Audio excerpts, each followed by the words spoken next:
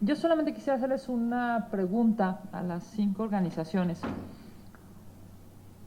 Yo he sido públicamente, digamos, acompañante del trabajo de esta CNDH. Me parece que en muchos momentos, en la anterior administración y en la actual, tuvo un funcionamiento muy digno, reconocido a nivel nacional y a nivel internacional, por cierto, en la ONU, en fin.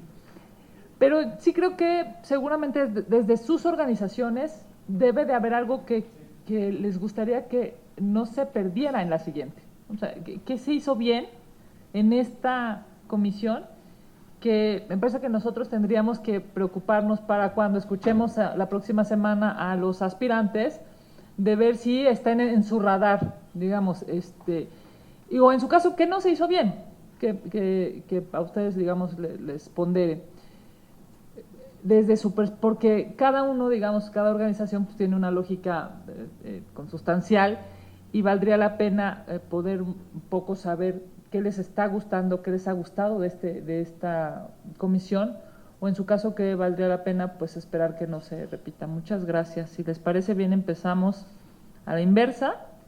Ángel Ruiz Tobar de Fundar, además de agradecerte por supuesto tu participación hoy en este Parlamento Abierto. No, al contrario, muchas gracias.